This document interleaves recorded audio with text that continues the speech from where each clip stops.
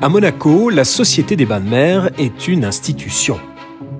Créée en 1863, cette entreprise a participé à la naissance de Monte-Carlo. Parmi ses fleurons, le casino bien sûr, mais également l'Hôtel de Paris ou l'Ermitage.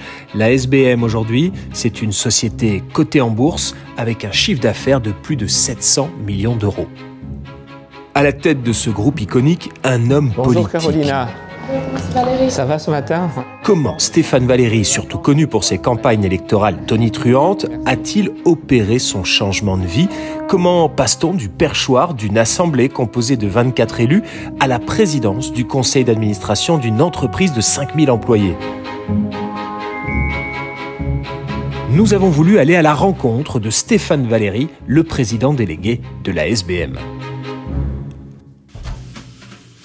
Bonjour, je m'appelle Yann-Anthony Nogues, je viens rencontrer le président Valéry. Je viens vous annoncer tout de suite. Question, quand on l'a filmé ce matin à son arrivée, Oui, il vous a dit bonjour. bien sûr. Il vous dit bonjour tous les matins? Exactement. Il n'a pas fait ça juste pour la caméra? Non. Ah ouais? Il passe tous les jours, il me serre la main, il me demande comment on va. C'est D'accord. moi ou ma collègue, toujours avec. Ça c'est l'ordonnance de Charles III, la création de Monte-Carlo. Oui, exactement, c'est ça. Merci beaucoup. Bonjour Pascal. Bonjour Président. Ce futur restaurant monégasque à Dubaï, vous en êtes où là pour le sourcing du local? Tonne 25. On est d'accord. Là, toujours, on est toujours fixé Là sur aussi, cette date. Monte Carlo Club 1863 doit porter le drapeau monégasque avec fierté sur la cuisine monégasque à Dubaï. Entre le Monte Carlo Club 1863 à Dubaï, la nouvelle aventure sport d'hiver de la SBM qui a investi dans un palace à Courchevel et les casinos flottants à bord de navires de croisière de luxe, Stéphane Valéry a une stratégie d'expansion internationale et pour cela, il s'appuie sur Pascal Camillat. Juste. Il est comment, réellement? En patron, ce qu'il souhaite, c'est vraiment un travail d'équipe. Il aime bien que ses collaborateurs proches lui donnent leur avis. Ouais. Et même si cet avis est quelquefois différent du sien, ça il aime bien parce que ça permet de débattre comme ça. Et en tant qu'entrepreneur, il s'est tranché. Et Donc quand la le patron méthode tranche, Valéry, c'est quoi? La méthode- Parce que c'est pas un homme de l'entreprise. Alors évidemment, il connaît le monde des affaires parce qu'il n'a pas été que homme politique. Mais est-ce qu'il y a une méthode? La méthode Valéry, je dirais, c'est consensuel et déterminé, c'est visionnaire et à la fois quand même proche du terrain et de ses collaborateurs. Donc ça aussi, hein, ça permet d'avoir le pouls de l'entreprise et de bien comprendre les différents métiers. Ouais. Et comme j'ai dit tout à l'heure, à la fin, déterminé et on décide et on va vers une direction bien précise. Et ça, c'est quelque chose de très intéressant quand on est à ses côtés. Bon, merci Pascal. De rien. Bon, à mon tour maintenant de décider et de prendre une direction bien précise, celle du bureau de Stéphane Valéry. Bonjour Monsieur le Président. Bonjour Yann-Anthony, bienvenue à la SBM. Comment allez-vous? Très bien. Très bien. Je reconnais Patty. Oui, ça c'est mon petit Yorkshire. Et alors toi? Qui me suit toujours dans mon travail. Elle est là, elle accueille avec moi les visiteurs, les clients de la SBM que je reçois. Elle est autorisée partout? Parce que moi, il y a des Et- établissements de la SBM où je peux pas aller avec mon chien. Quand je suis arrivé, vous savez, je suis un ami des animaux, donc c'est pas un grand secret. Ouais. J'ai aussi un bouvier bernois à la maison et un chat. Et donc, mais ils viennent pas. Hein. Ils viennent pas, Non. je vous rassure, au bureau, il n'y a que Patty. Quand je suis arrivé, on a fait une charte quand même générale. Les chiens, dans la plupart de nos établissements, peuvent rentrer. Alors évidemment, avec une limite de poids. Je crois qu'on a dû mettre 11 kilos, il fallait bien mettre une règle, mais bon, à 11,5 ou 12, on les laisse rentrer. Bon, allez, c'est Patty. C'est Patty. Voilà.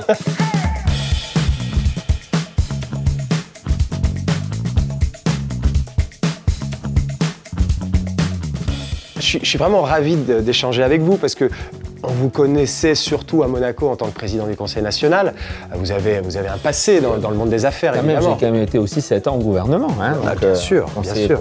gouvernement sûr. pour les affaires sociales Bien et la sûr. santé. Mais alors maintenant, homme d'affaires, patron d'un groupe de 4000 employés, voire 5000 en haute saison. Avant, vous étiez patron de 23 élus. et de quelques permanents. Ah non, il y a quand même 45 permanents au Conseil national. 45 permanents, d'accord. C'est une machine désormais bien organisée. Oui, oui, mais d'accord. Mais là, on est à 100 fois plus. J'y vois un point commun dans toutes ces fonctions, que ce soit au gouvernement, au Conseil national ou désormais à la SBM. C'est quand même une façon de servir l'État monégasque de manière différente, bien sûr. Élu par les monégasques au Parlement, choisi par le prince souverain au gouvernement. Et puis, Monte Carlo SBM, c'est pas une société privée comme les autres. Alors, bien sûr, c'est une société privée. Bien sûr, elle est cotée à la bourse à Euronext, donc on a une activité commerciale. Mais j'insiste et j'y tiens, être le président délégué de Monte Carlo Société des Bains de Mer, c'est servir l'État monégasque aussi. Car les dividendes, donc, si nous avons de bons résultats, profitent plus des 2 tiers à l'État monégasque. Par exemple, l'année dernière, sur le dernier exercice, on a versé près de 30 millions de dividendes au budget de l'État. On a une redevance aussi importante pour le monopole des jeux, qui est de plus de 30 millions également. Donc ça fait déjà plus de 60 millions l'année dernière pour le budget national. On contribue beaucoup à la TVA aussi, bien sûr, à des dizaines de millions d'euros de TVA. Le chiffre d'affaires, c'est 700 millions. L'année dernière, on était exactement à 704 millions et un résultat opérationnel d'environ 74 millions. Mais l'État, il vous demande quoi ? Quand vous voyez le ministre d'État, quand vous voyez le ministre des Finances, quand vous voyez le prince, qu'est-ce qu'ils attendent de vous à la tête de la SBM ? Ils attendent des dividendes ou ils attendent de vous que vous soyez un bon employeur ? Parce que vous êtes le plus gros employeur de Monaco et vous avez en fait ce double rôle, c'est-à-dire que les dividendes c'est bien, vous êtes passé de 1 euro de dividende à 1,20 € et là 1,50 €, donc les actionnaires sont contents d'un point de vue, on va dire, comptable, d'un point de vue financier, mais il y a la dimension humaine qui est importante. Mais voilà, justement, quand je vous disais que c'était servir l'État aussi d'être à la tête de cette boîte, et c'est évidemment également pour le modèle social. Nous sommes le premier employeur privé de la principauté, nous sommes le premier employeur privé de nationaux, de personnes de nationalité monégasque.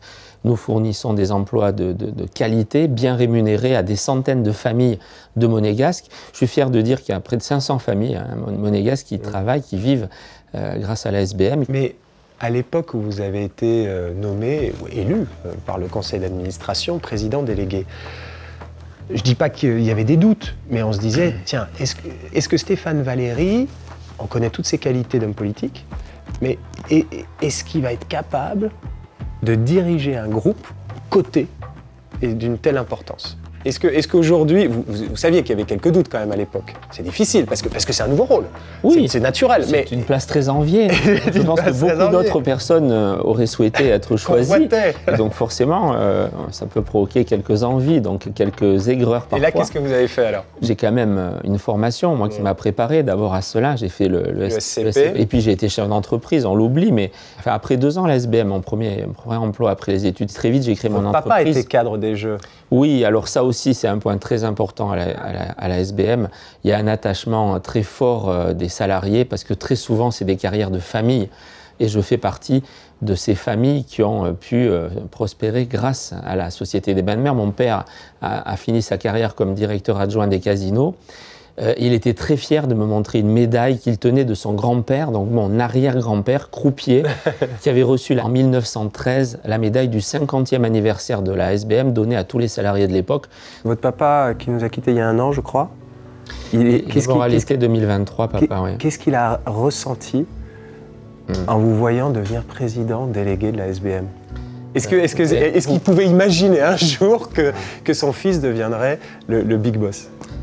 Non, je ne pense pas qu'il faut l'imaginer, mais il a été très heureux de ça. Je crois que vous êtes papa, je suis papa aussi. On sait combien on aime et on est fiers de nos enfants. Et pour papa, donc, qui était lui-même la 4e génération d'employés de jeu, de Valéry, employé de jeu, voir son fils accéder à la première place donc dans cette belle entreprise, c'était un grand moment de bonheur et de fierté. Et je suis très heureux qu'il ait pu le connaître quelques mois avant de partir, malheureusement. Et on imagine bien la fierté pour un père, Mario Valéry, de voir son fils, Stéphane, 5e génération au sein de la SBM, atteindre la plus haute marche de l'entreprise. Et puis Patty aussi est fière. Son job, c'est d'accueillir, c'est d'être sympa et chaleureuse avec les invités dans le bureau, mais c'est aussi de les raccompagner jusqu'à la sortie. Et si une réunion se passe mal, elle grogne ou pas ? Non, elle est toujours très, très pacifique. Et Elle est toujours affectueuse aussi envers les invités. Direction à présent le berceau de la SBM, le plateau des Spélugues, ce terrain autrefois aride avec quelques oliviers et citronniers, transformé par François et Marie Blanc en cette place du casino de Monte-Carlo, aujourd'hui l'une des places les plus célèbres au monde. Il y a beaucoup de touristes sur la place du casino, en tout cas, ça fait les affaires de la SBM. Il y a toujours beaucoup de touristes, c'est un des endroits les plus visités de la Principauté, c'est un des endroits les plus iconiques du monde. Il y a la place du Palais à Monaco, il y a le musée océanographique et il y a la place du casino devant l'entrée de ce qui est un des casinos, si ce n'est le casino le plus célèbre du monde. C'est l'ADN, c'est le métier historique de la SBM, c'est ce qui a fait, je crois, la légende de Monte-Carlo. Absolument, on va la découvrir. Hello, are you guys happy to be here? Bonjour Cédric, vous allez bien? Voilà. Enchanté. Cédric Lorenzi, le directeur général. Bonjour, ça va la forme? Ouais. Bonjour madame, ça va? Bonjour, comment ça va? Il y a quand même une qualité partout, je veux dire, de décoration. Puis à l'époque, ils n'hésitaient pas à utiliser de l'espace.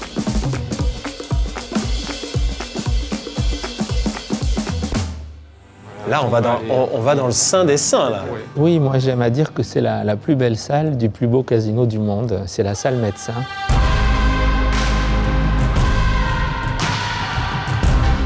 Quand on dit plus beau casino du monde, oui, c'est un cocorico monégasque ou bien c'est les joueurs, c'est les autres qui nous le disent? C'est reconnu, franchement, c'est reconnu par tous les dirigeants de casinos du monde. Ouais.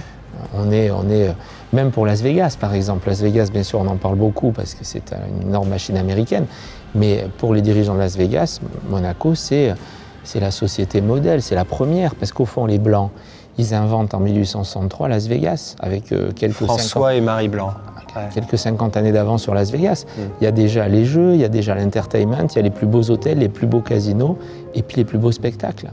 Alors grâce au casino, grâce à l'activité hôtelière, dans les années 1860, Monaco est passé d'un des États les plus pauvres d'Europe, parce que on avait perdu Menton et Roquebrune, donc il fallait changer de business model. On change de business model et en l'espace de quelques années, les caisses se remplissent et là Monaco devient un des pays les plus riches d'Europe. Mais ça, c'était l'époque où les jeux apportaient beaucoup d'argent dans les caisses de l'État. Aujourd'hui, qu'est-ce que ça représente le jeu? Non, les jeux, c'est encore beaucoup. D'abord, c'est le métier historique, c'est le métier qui a fait la SBM, mais qui a fait aussi en partie la légende de Monte-Carlo. C'est encore 30% de l'activité. L'année dernière, donc, autour de 240 millions d'euros de chiffre d'affaires. Donc ça reste une activité importante. C'est le premier employeur de nationaux dans le privé, puisque nous avons près de 400 monégasques qui travaillent dans les casinos. Et puis c'est le prestige, c'est là qu'on trouve aussi les plus gros clients, ceux qui ont le potentiel de dépenses le plus élevé.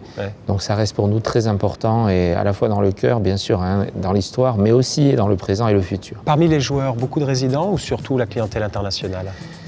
Surtout la clientèle internationale. Il y a aussi quelques résidents qui aiment jouer, mais non, ce sont essentiellement des gens qui viennent du monde entier jouer à Monte-Carlo. Alors depuis les débuts du casino, les monégasques n'ont pas le droit de jouer ici. Oui. Je crois que c'était la princesse Caroline à l'époque. Mais pas tout à fait depuis le début, parce qu'il y a eu quelques années où ils ont pu jouer. Et je pense effectivement que le prince Charles III et son épouse, effectivement, ont souhaité à un moment arrêter parce qu'il y a eu un certain nombre de gens qui ont perdu de l'argent et qui étaient un peu désespérés. Donc je pense que le prince a voulu protéger les monégasques en les empêchant de jouer. D'accord. Est-ce que ça, c'est pour l'éternité ou ça pourrait être remis en question? Écoutez, je crois que ce n'est pas vraiment une question d'actualité. C'est pas à l'ordre du jour. Une loi peut changer la loi, donc on peut toujours imaginer.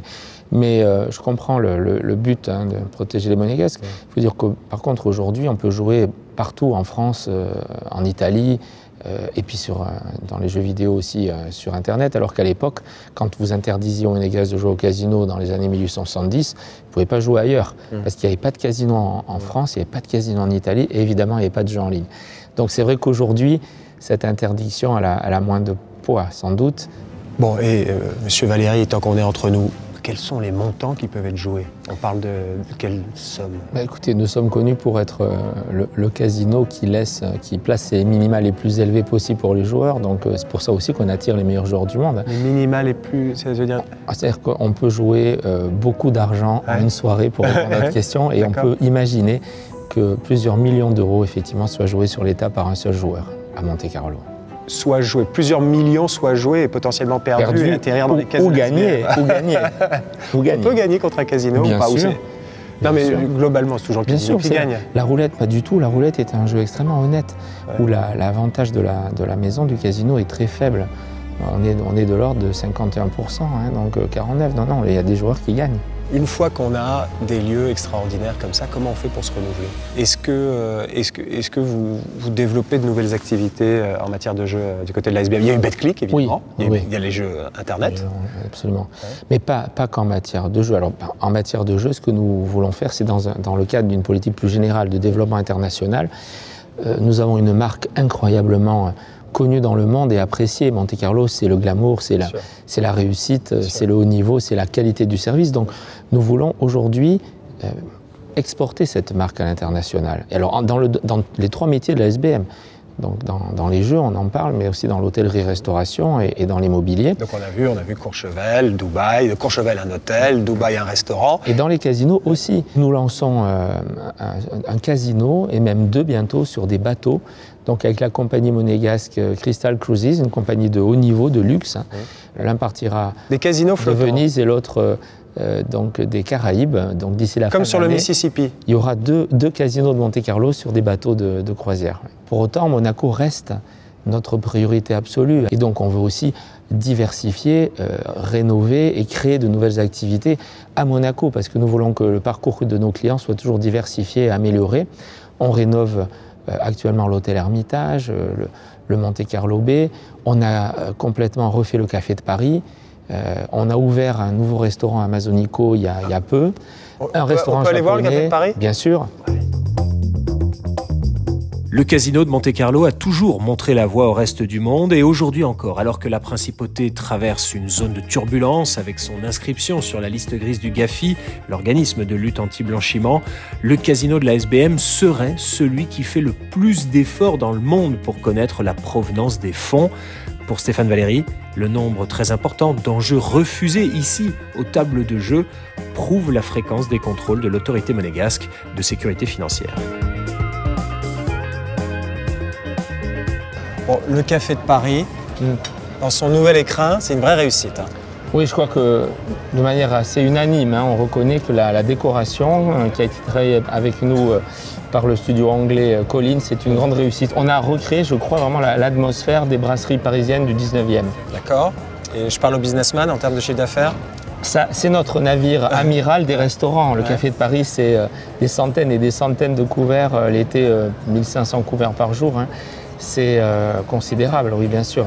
Et ça marche bien. Mais compte tenu de l'investissement, il y a une demande. La brasserie, c'est un produit qui est demandé par les clients, c'est varié, c'est moderne. Et effectivement, donc, on a une progression très, très importante par rapport à l'avant Covid. Donc, je crois qu'on a progressé de l'ordre de 40% grâce à ce nouveau bâtiment, à cet écrin qui est désormais le nouveau Café de Paris.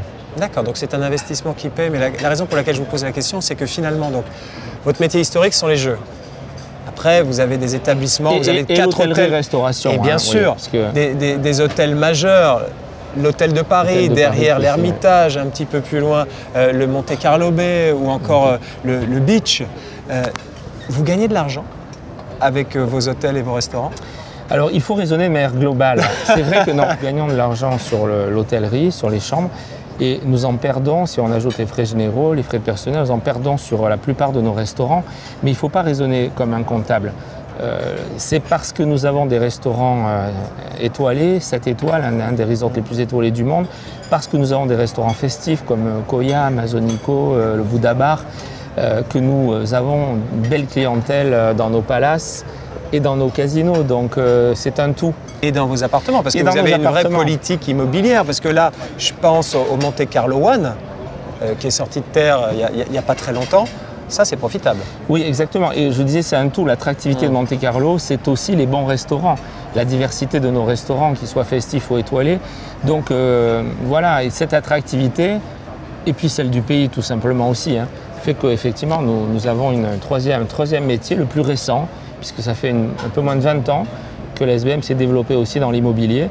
Aujourd'hui, on réalise à peu près 20% du chiffre d'affaires de la SBM dans l'immobilier, mais c'est là effectivement que nous gagnons de l'argent. C'est l'activité la plus profitable du groupe. D'accord. Le One Monte-Carlo, bien sûr, c'est le phare hein, de notre secteur immobilier, mais il n'y a pas que ça. Il y a des villas au Sporting, il y a aussi une résidence hôtelière au Monte-Carlo Bay, au Balmoral, et puis il y a tous les commerces. Nous avons en tout 170 biens de prestige, 70 sont des résidences de luxe, et donc une centaine sont à la fois des bureaux, mais surtout des commerces, donc avec toutes les grandes marques mondiales du luxe qui sont désormais présentes à Monte-Carlo. Donc la restauration participe de l'attractivité générale de Monaco, et si vous louez aussi bien vos appartements qui, eux, pour le coup, ce sont des loyers élevés avec des frais plutôt faibles, j'imagine, par rapport à d'autres types de services, donc c'est grâce à ça. Et l'autre point, c'est la fameuse légende de Monte-Carlo. Il faut qu'on se parle de Marie Blanc. Oui, je sais que c'est un personnage moi j'ai une profonde admiration pour Marie Blanc. C'est une femme incroyable. L'épouse de François Blanc. L'épouse de François, le fondateur donc, de la SBM. Elle est d'une modernité incroyable puisqu'elle naît en Allemagne, petite paysanne illettrée hein, dans les années 1830 plutôt. Et puis elle a une opportunité, vous savez à l'époque à la ferme on a trop d'enfants, on la place comme bonne peut-être à l'âge de 12-13 ans chez François Blanc. Qui est mariée à l'époque, mais qui découvre en elle à la fois sa beauté, mais surtout son intelligence, sa volonté d'apprendre. Il l'a fait étudier, il lui paye des études, et à la mort de son épouse, il devient veuf, il épouse quelques temps plus tard Marie qui devient un peu sa première collaboratrice dans la fondation de la SBM, et qui lui succède. Donc vous avez là un ascenseur social incroyable. Lui succède à la tête de la SBM. Elle devient, dans les années 1870, elle devient la première femme présidente d'une grande société. Donc, et là, on a l'égalité femmes-hommes, on a la femme dirigeante. À une époque où le monde des affaires était essentiellement ou exclusivement dirigé par les hommes. Par des hommes. Et donc puis elle fait des choses incroyables. C'est elle qui a l'idée de l'opéra. Elle va chercher Charles Garnier pour construire l'opéra. Elle veut doter... D'ailleurs, parce que pour construire l'opéra, il fallait fermer le casino. Donc François Blanc ne voulait pas en entendre parler, elle a attendu son décès. Elle crée l'opéra dans un délai incroyable. En une année, ils font des exploits. On aimerait bien encore aujourd'hui pouvoir faire aussi vite que ce qu'ils ont réussi à l'époque. Et puis elle a l'idée de faire les plus belles caves du monde. Donc elle crée les caves de l'hôtel de Paris. C'est elle qui les finance. C'est elle qui les finance, absolument. Et elle crée le Café de Paris, justement, où nous sommes, parce que l'hôtel de Paris manque d'un bon restaurant. Et c'est bien d'avoir les plus belles chambres du monde, mais c'était bien aussi, elle y avait pensé de nourrir et d'avoir les meilleurs restaurants du monde. Qui s'appelait au départ le Café Divan. Exactement. Et c'était les écuries du casino, au départ, ici. Au départ, absolument. Et elle a transformé ça en restaurant. Merci beaucoup, monsieur le président délégué Stéphane Valéry. Merci à vous, Yann Anthony. C'était un vrai plaisir de vous avoir dans cette émission. Vous portez à la SBM. Merci. Entre les rénovations, les nouveaux établissements et puis l'implantation dans les repères de la jet-set à travers le monde, comme à Courchevel et Dubaï, la Société des Bains de Mer tourne à plein régime. La politique mène à tout, à condition d'en sortir, et il semble bien que Stéphane Valéry a réussi sa mue en chef d'entreprise, mais toujours au service de l'État.